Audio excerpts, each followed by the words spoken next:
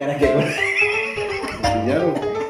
Es que imagínate que una vez un pastor necesitaba irse de viaje a su ciudad, estaba en otro lado, y cogió la flota. Y el único puesto desocupado que quedaba era al lado de un sacerdote. No, total, gracias. Un sacerdote católico, entonces se sentó. Y apenas se sentó, de una se identificaron. El uno que el otro era sacerdote, el otro que el otro era pastor. Como a media hora de camino, el sacerdote sacó una botellita de ron y se echó un traguito y volvió a mirar al pastor y le dice, ¿quiere? Y le dice, pastor, no, gracias, porque mi fe no me permite eso en estos momentos. El sacerdote lo mira, se echa otro trago y le dice, no sabe lo que se pierde. Sigue el viaje. Al rato, otra vez el sacerdote saca la de ron. Se toma otro trago y le dice al pastor, ¿quiere? Y el pastor, no, ya sabe que mi fe no me lo permite. Le dice, no sabe lo que se pierde, dice, échale. Y así fue consecutivamente todo el camino. Ya el pastor se iba a bajar primero. Y le dice el pastor, bueno, fue un gusto viajar a tu lado, ya me tengo que ir. Y dice, ¿ya por qué se va a ir? Venga, quédese. Otro rato, no, es que ya me tengo que ir. Lo que pasa es que me espera mi esposa. Dijo, a propósito, disculpe, sacerdote, ¿usted tiene esposa? No, tú sabes que a mí la religión no me lo permite. No sabe lo que se pierde. Y le responde, porque sé lo que me pierdo es que no tengo. En Camino de Reino visitamos una vereda en el municipio de Chocontá, perteneciente al departamento de Cundinamarca, ubicado sobre el altiplano cundiboyacense. Este es un municipio conocido como la ciudad satélite de Colombia, que entre 1970 y 1981 fueron instaladas en su territorio unas antenas satelitales que hasta principios del siglo XXI permitieron el 50% de las telecomunicaciones del país. Ahí, Dios nos condujo en el trasegar evangelístico y misionero para tener una cita instaurada por el Espíritu Santo, la cual traerá revelación, nos alineará al corazón del Eterno. Así que el que tenga oídos para oír, oiga lo que el Señor dice a su iglesia. Tristemente ahorita pues las diferencias que hay, ¿no? Son más por doctrinas de hombres que realmente por la misma palabra de Dios. Así es. Así es. Mira que pues estaba comentando que en mi caso pues digamos yo pertenezco a la iglesia anglicana, ¿no? Nosotros no estamos en comunión con el Papa, pero cuando vamos a hacer nuestras celebraciones y nuestras predicaciones pues ha habido mucha persecución, precisamente por lo que tú estás diciendo, porque lo que se enfatiza es en la doctrina humana y no es lo que está en la palabra de Dios. Entonces uno viene a ser falso, a ser brujo, porque hace uno oraciones de liberación, porque combate espíritus, que eso también está en la Biblia, eso el mismo Señor Jesucristo lo hizo. Y digamos que hay algunos sacerdotes, algunos pastores que se encargan de mantener a las personas como en esta convicción errónea, ¿sí? Creando en vez de unidad, que es lo que quiere Dios, que es lo que quiere Cristo, ¿no? Creando desde una división tremenda y a veces violencia, porque en mi caso yo he sido víctima de violencia en algunos momentos. Te contaba que una vez estaba yo recién comenzando mi ministerio y estaba predicando, haciendo la celebración en una casa, estaba en el momento de la predicación y llegó un sacerdote a tumbar todo lo que estaba en la mesa, con esa autoridad, claro. Pues uno se sorprende, apenas comenzando. Y son todas estas cosas y las persecuciones siempre están, siempre está la persecución allí, a pesar de que ya mucho tiempo. Ya uno ha conocido un poquito más de las leyes que hay en nuestro país, ley 133 de 1994, que reglamenta la libertad de culto. Entonces uno se apoya un poco en todas esas cosas, pero el fundamento siempre lo da en la palabra, ¿no? Es que mira algo tan interesante. Lamentablemente esto nace desde los mismos tiempos del Señor Jesús, por así decirlo, ¿no? Pues podríamos hablar desde mucho antes, pero hablando en la iglesia del Señor Jesucristo, cuando hay gente que va caminando con el Señor, pero todavía no tiene la revelación realmente de quién es el Señor y lo que realmente quiere el Señor. Mira, el apóstol Juan, el Señor manda a pedir un favor, que presten un asno, que presten un bárbara. Como es lo que hicieron prestar, le dice: Señor, ordenamos o pedimos que descienda así fuego del cielo y los consuma. Y el Señor tuvo que exhortar y decir: ¿qué ocurre? Yo no vine a perder, yo vine a ganar. Entonces ahí Juan está evidenciando que hay gente que está al frente del pueblo hay gente nominada sacerdote, pastor, pero que no tiene la revelación de lo que realmente es el amor, ¿sí? De lo que realmente es lo que el Señor quiere. Entonces utilizan el odio, la rabia y predican ministrando ese espíritu a la gente. Así es. Al punto que ya Jesús no está en los púlpitos de muchas iglesias, llámese como se llame. Esta es la iglesia tal, el pastor tal, inyectando a la gente de veneno hacia ellos. O sea, lo mismo que hicieron los sacerdotes incitando a las multitudes para que crucificaran al Señor Jesús y salvaran a Barrabás. O sea, ellos eran conscientes de la persona tan terrible que era Barrabás. Así es. Pero era más fuerte su odio por la verdad, que Jesús es la verdad, de no aceptarla, aunque ellos decían conocer a Dios, que prefirieron engañar a la gente pidiéndole que pidiera a Barrabás antes que al Señor Jesús. Es tremendo. Cosa que se repite todavía, ¿no? Se repite, pero lo que tú dices es muy cierto, no hay una revelación, y ese es mi caso personal, ¿no?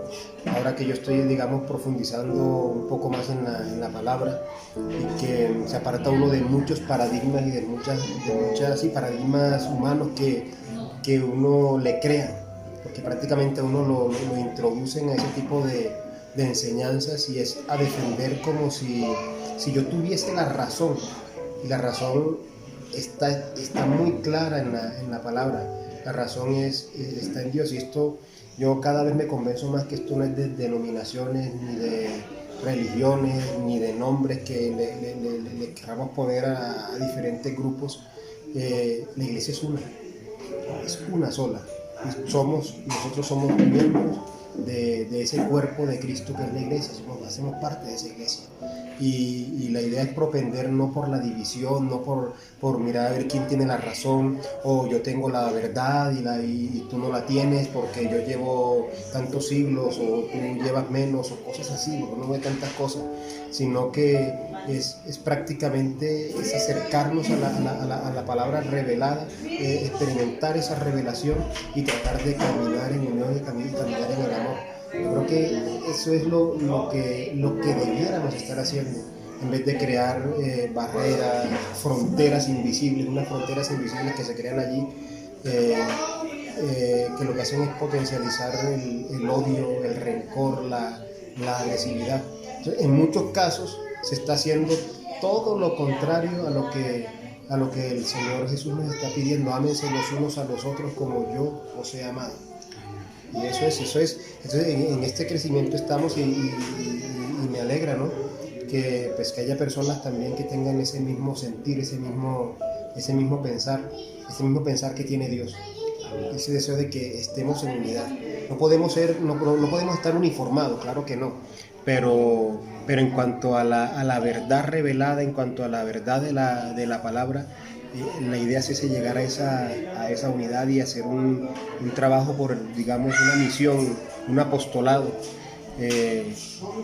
obedeciendo a la gran comisión para el bienestar del cuerpo de Cristo, que somos todos nosotros, la iglesia.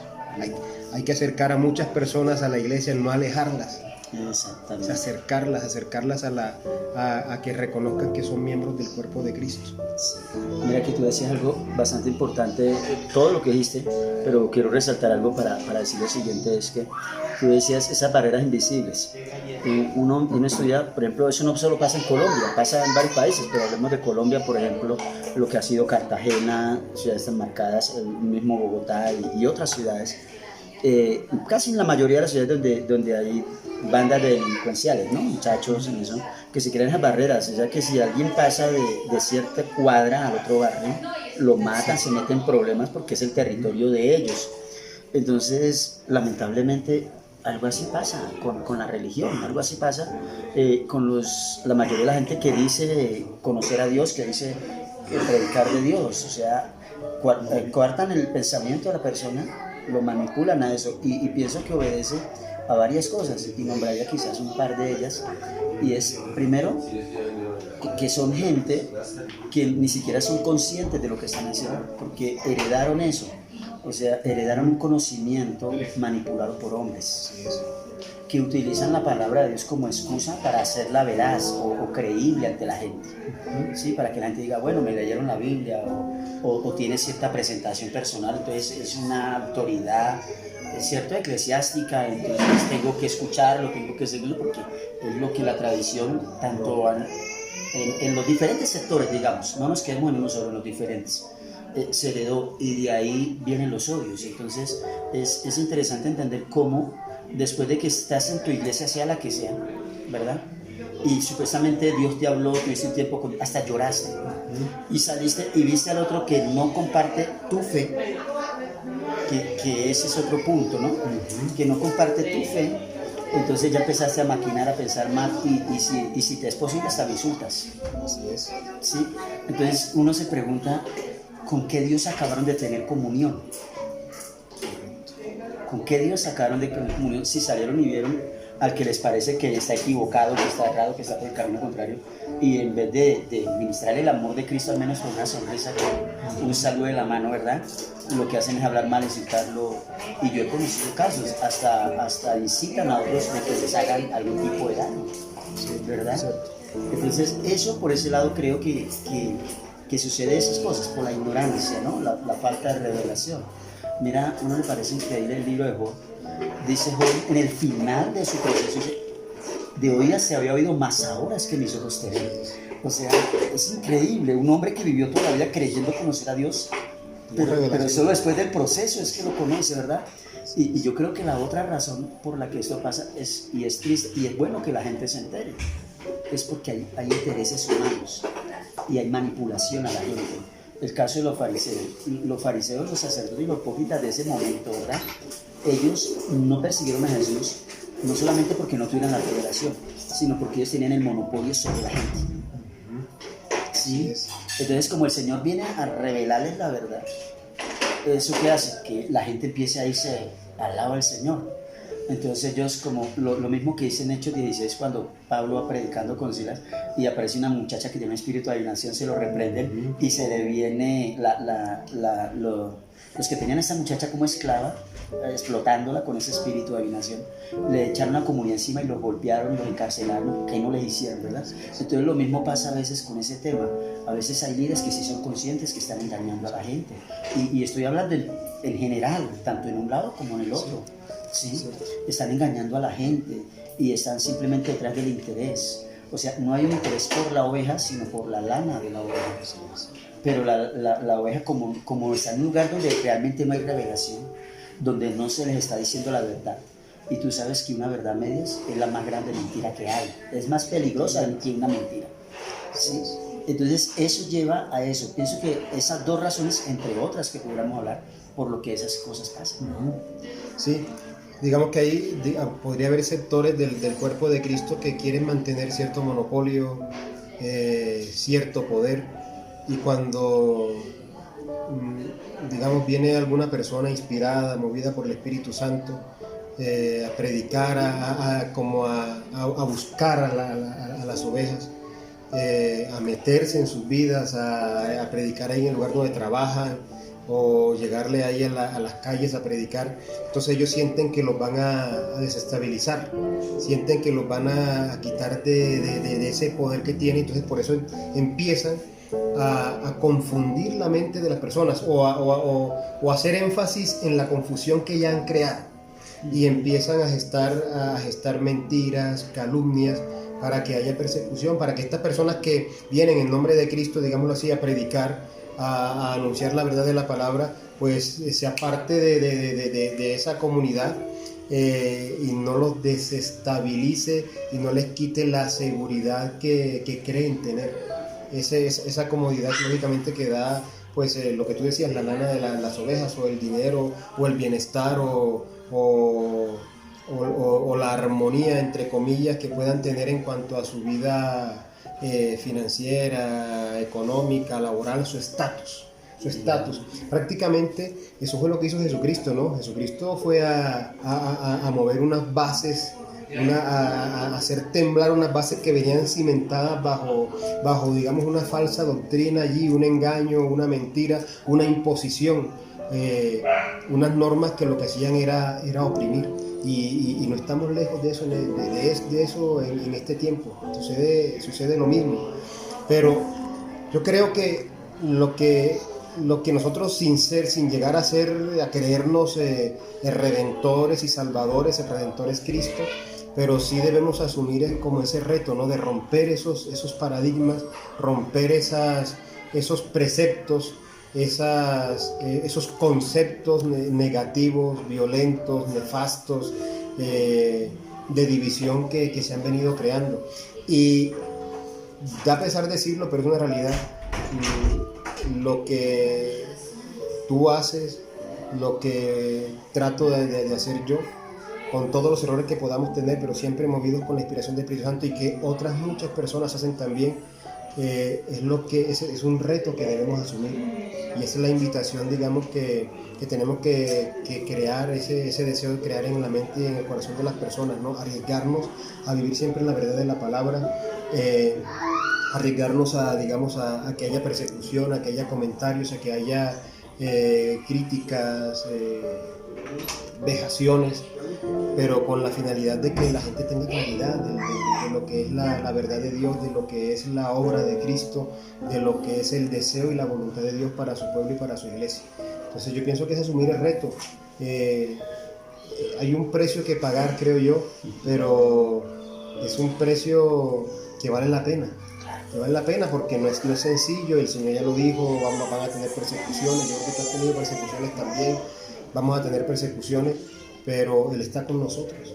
En el mundo vamos a tener aflicciones, y cuando se trata de predicar y de anunciar la verdad de la palabra y de mostrarle a la gente, porque Dios siempre respalda, ¿no? Yo creo que tú sabes eso, Dios siempre respalda la predicación con signos. Jesucristo siempre respalda la predicación con signos. Entonces, hacer evidente todo esto va a crear escozor en algunos estratos de la iglesia, en algunos grupos que quieren mantener el poder con el engaño, con la mentira, con la manipulación, con una mala hermenéutica, una mala interpretación de la palabra y quererla transmitir hacia las personas. Entonces es eso, es el reto que tenemos que asumir y con un lenguaje sencillo tratar de mostrarle esa verdad a las personas. Yo creo que eso es una de las, digamos, de los deseos que está en el corazón de Dios, es eso, que nosotros mostremos la verdad, revelemos y le ayudemos a las personas, les orientemos en cierta medida a que tengan ese conocimiento, esa revelación de lo que es Él y de la grandeza de su amor. Sí, mira, yo quisiera terminar este momento diciendo dos cosas, ¿no? Tú darás tu aporte ahorita al respecto. Lo primero que parte o la mayoría de lo que hemos hablado evidencia algo muy triste y la gente a veces poco lo percibe, y es que realmente no hay amor por la gente. Porque si hubiera amor por la gente no se excitaría la gente a tantas cosas, ¿verdad? A tantas cosas que van tan contrarias a la palabra. Lo segundo es muy similar a esto, pero lo quiero puntualizar un poco más, y es que si tú estás en un lugar que te hablan de la palabra, pero te enseñan a ir en contra de la palabra, porque eso pasa, y hay gente que, esto es tan sutil en algunos casos que la gente no lo nota, te hablan de la palabra, pero te enseñan a vivir en contra de la palabra, ¿sí? Por ejemplo, el Señor dijo, en esto conocerán que son mis discípulos, ¿no? En que tengan amor los unos por los otros, ¿verdad? Entonces, si tú estás en una iglesia, tú estás congregándote en un lugar, tú estás yendo a un lugar donde te están enseñando a hablar mal del hermano, a no tener límites en tu vocabulario para soltar palabras aún de maldición, para insultar, para blasfemar, para escarnecer, para todo eso, tienes que prenderse un bombillo alerta en tu corazón, porque ese no es el evangelio que el Señor enseñó. Tanto así que el Señor se iba a comer aún con prostitutas y ladrones, se sentaba a la mesa, ¿no? Y cuando quisieron cuestionarlo por esto, cuando quisieron ponerlo mal por esto, Él dijo, vayan y aprendan lo que significa misericordia quiero y no sacrificios. Pero esto es interesante, ¿por qué? Porque el término aprendan es profundo en este contexto, porque es que no le está diciendo a cualquiera, le estaba diciendo a gente que toda la vida había estudiado la Biblia. Estudiaste toda la vida, pero no has aprendido lo más importante. Estás dirigiendo multitudes, pero no has aprendido lo más importante. Vayan y aprendan lo que significa misericordia quiero y no sacrificio. Porque entonces hay gente que por un lado manipula a las personas diciendo, con esta ofrenda, con este acto, tú te puedes arreglar, pero por otro lado te envenena el corazón para que hagas barbaridades hablando mal de tu hermano. Entonces quiero terminar diciendo esto en esta parte, ¿no? O sea, si tú estás en un lugar donde lejos de enseñarte a tolerar, a amar, no te están enseñando, dicen, va y comparta lo malo que veas, el pecado, no, eso es aparte, ¿no? Pero si tú estás en un lugar donde te están envenenando el corazón, donde te están transmitiendo odios, ¿sí? Y que tú en lugar de realmente ir solo a adorar al Señor y a salir transformado, sales envenenado que hablar mal de aquel líder religioso, de aquel otro, de aquel allí, o sea, estás en un lugar que no es lo que el Señor quiso, que no es lo que el Señor quiere. Y eso es un índice que cualquier persona con el mínimo grado de sabiduría lo puede entender. ¿Sí? Entonces quiero cerrar ahorita diciendo es eso, ¿no? O sea, uno tiene que reaccionar y darse cuenta a qué te están incitando, o sea, a qué te están llevando en el lugar donde te estás congregando. Eso define, eso determina si estás en lo correcto o no estás en lo correcto. Entonces, o sea, eso tiene que ser detonante para saber si estás en el lugar correcto, porque yo me imagino que hay mucha gente preguntándose a esta altura de la vida, ¿estoy en el lugar correcto o incorrecto? Ajá. Sí, estamos de acuerdo. Mira, yo como conclusión diría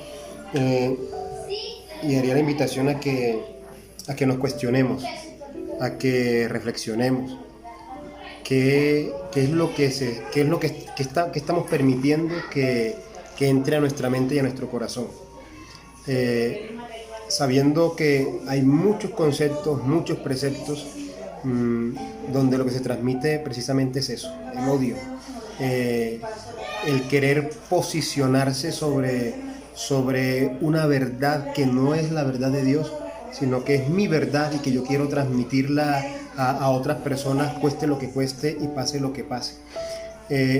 Yo podría decir, trayendo a colación el texto bíblico con el que hablé un poquito hoy, el Salmo 19:10, la Biblia es más preciada, o la palabra, los preceptos del Señor son más preciosos que el oro y más dulce que la miel. Es eso, es tratar de enfocarnos en ese conocimiento pleno, en esa verdad de la palabra, inclusive tratar de confrontar lo que yo estoy recibiendo, lo que se me está predicando con la verdad de la palabra. Lógicamente, pues tiene que haber una guía, tiene que haber una orientación.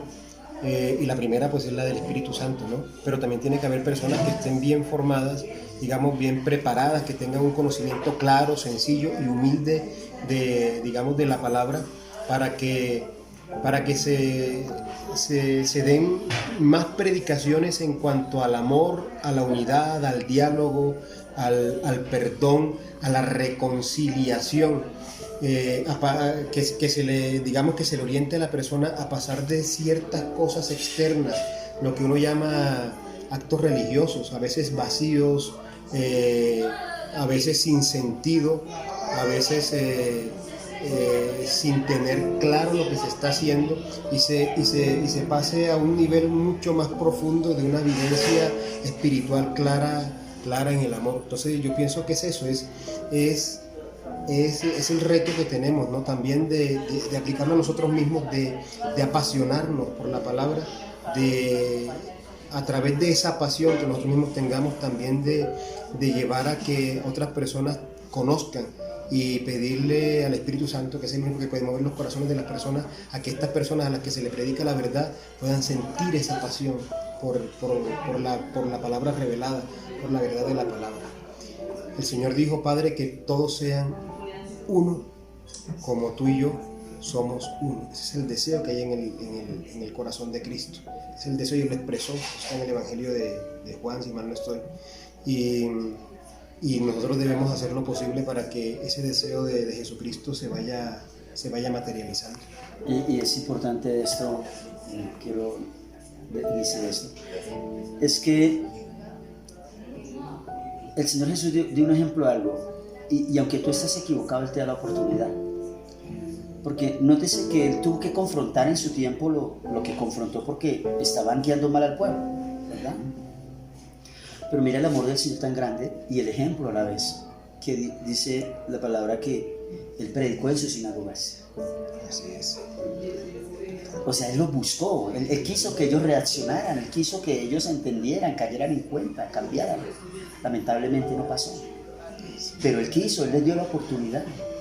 ¿Sí? Es un testimonio. Entonces, yo pienso que uno de los principios básicos de una vida sana y realmente convivencial en sociedad es el principio de que, aunque no te comparto, te respeto. ¿Sí me hago entender? Te respeto aunque no te comparta. Que no estoy de acuerdo, pero te respeto. ¿Sí? Y yo creo que fue una de las cosas que el Señor Jesús quiso enseñarle a los discípulos cuando llega para variar el apóstol Juan. Un día le dice: Señor, allí hay unos predicando en tu nombre, haciendo milagros en tu nombre, y se lo prohibimos. El Señor le dijo: no, ¿cómo les ocurre? ¿Por qué le prohibieron? Si los que no son contra nosotros, por nosotros son, ¿verdad? Pero ¿qué crees tú que llevó a que el apóstol le dijera esto al Señor? Hombre, mira, es muy sencillo. Simplemente todo lo que en sana doctrina están predicando la verdad de Cristo, así no pertenezcan a una determinada denominación, así yo no tenga un nombre que al final de cuentas ha sido inventado por nosotros los hombres, estamos predicando la doctrina de Cristo, somos de Cristo. Aquí no interesan los nombres externos, todos somos cristianos y eso es lo que vale. Eso es lo que yo interpreto de esto que le dice: no se lo prohíba. No se lo prohíbe. Entonces nadie puede detener la predicación de la verdad de la palabra, por más que quieran hacerlo, por más trabas que quieran poner, por más críticas que quieran pronunciar en contra de aquellos que están predicando. La verdad de la palabra siempre se va a extender, porque al final de cuentas es obra de Dios, y quienes quieren asumir este reto son instrumentos en las manos de Dios, son instrumentos de Dios, y Dios manifiesta, digamos, o sustenta, apoya esta predicación con una cantidad de signos que tú sabes que se manifiestan, que también están escritos ahí en la palabra. Entonces, simple y llanamente, esto no es de nombres, esto no es de denominaciones, esto es de discípulos de Cristo. Y todos los que aceptamos el llamado de Cristo en las condiciones de vida en las que vivamos, somos discípulos de Cristo. Y Él apoya esa verdad y ratifica ese llamado. Y mira que en el pasaje hay alguien que Disculpe que lo interrumpa, padre. Buenas tardes, muchas gracias. Hasta luego, señor. Hasta luego. Y mira que aquí hay algo interesante en esto. El apóstol Juan era los apóstoles del Señor, pero no tenía la revelación en el momento. Y mucha gente comete esos errores por falta de revelación. ¿Sí? Así es. Y tristemente primero está el error antes que la revelación, porque el apóstol Juan no llega preguntándole al Señor si se lo prohíbe, dice: ya se lo prohibimos. Ya se lo prohibimos. O sea, es interesante eso, ¿no? Los errores se cometen por falta de revelación, por falta de entender lo que el Señor realmente quiere. Entonces, y otro, que era un discípulo, o sea, no era un anatema, no era, ¿verdad? No era un hombre sin conocimiento, era un hombre con conocimiento. Pero el Señor le aclaró y pedimos al Señor que aclare eso. Hoy me gustaría que no sé, le diéramos una palabra allí a las personas que van a ver esto en algún momento, y estoy seguro de que ellos lo van a multiplicar para que muchos más lo vean. Entonces, una administración ahí para ellos. Bueno, en el nombre poderoso de Jesucristo, Amén. con el poder de su sangre preciosa, pedimos revelación, Señor. Toca las mentes y los corazones de tus hijos, Padre eterno, para que la verdad de tu palabra sea llegando, penetrando portentosamente, Señor, en sus mentes, en sus corazones, Señor, para que nunca, Señor, esté la confusión en sus mentes y en sus corazones, para que al estar en ellos, Señor, inscritas esa verdad de tu palabra, Señor, puedan discernir los signos de los tiempos, Señor, y puedan, Señor, conocer la verdad de tu palabra, conocer tu voluntad, que es buena, que es agradable, que es perfecta, Señor. Quita, Señor, toda venda, Señor, que sea tu unción, Señor, quitando toda venda, todo precepto humano negativo, Señor, y que sea la verdad de tu palabra ministrando, revelando esa unción, revelando ese amor, revelando esa verdad, Señor, que seas tú, Espíritu Santo, convenciendo en verdad, ministrando esa verdad en las mentes y en los corazones de tu pueblo, Señor, de tu iglesia, de aquellos que tienen sed, que tienen necesidad de ti, Señor. Bendice, Señor, a tu pueblo, bendice tu iglesia, bendice a tus hijos, Señor. Bendice a tus hijas y te pedimos también, Señor, que traigas, presentes muchos predicadores, Señor, predicadores que tengan conocimiento de esa palabra, Señor, que además de tener conceptos claros por la formación académica, que tengan mucho más arraigada en su alma y en su corazón esa unción, esa revelación que solamente tú puedes dar, Señor, y que se da a través de pasar tiempo contigo, a través de pasar ratos contigo en oración, Señor. Tu palabra, Señor, es la verdad. Tu palabra, Señor, manifiesta tu voluntad. Y tu palabra, Señor, nunca pasará. Sabemos que hay muchos que tienen necesidad de ti, Señor, y que esta palabra va a llegar a esos corazones. En el nombre poderoso de Cristo lo decretamos hoy y siempre. Amén. Amén. Y recuerda, si no hay amor no hay nada. 1 Corintios 3. Dios lo bendice. Amén. Muchas gracias, espectacular. Fuerte. Uno de los términos de nosotros es pastores, ¿no? Los 5 ministerios. Como líderes del rebaño. Bueno, imagínate que un día un tipo va a una tienda de mascotas y va buscando una lorita y hay 3 loras nomás, pero tenían algo particular. Esas 3 loras llamaban la atención desde que tú las veías. Entonces el tipo pregunta por la primera lora: ¿cuánto vale? La lora le vale 500,000 pesos. ¿Qué tan caro es el animal? ¿Luego qué hace? Que esta lora es evangélica, se da canciones cristianas. Y empieza la lora a la barea. Bueno, wow. Pero ya por eso, ¿no? Y preguntó por la segunda lora: ¿cuánto vale esa lora? Dijo: no, esa lora le vale 2 millones de pesos. ¿Qué tan caro ese animal? ¿Luego qué hace? Pero lo que pasa es que esta lora también es evangélica y canta canciones cristianas y recoge ofrendas. ¿Cómo así? Y empezó a lograr la barea, y después cogió el canasto y empezó a volar a pedirle la plata a la gente. Ya. Pero la tercera lora estaba en un rincón allá solita. Y el tipo se quedó mirando y dijo: bueno, ¿y cuánto vale eso? Y dijo: vale 20 millones. ¿Qué animal tan caro? ¿Luego qué hace? Y dijo: no, la verdad, esa no hace nada, pero las otras dos le dicen pastor.